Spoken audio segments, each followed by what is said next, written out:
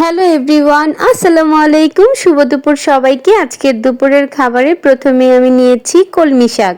শাকটা অনেক মজা হয়েছিল, আর সাথে কাঁচামরিচ নিয়ে খেয়েছি, খেতে অনেক ভালো লেগেছে। এবার আমি নিয়েছি খাসির মাংস ভুনা।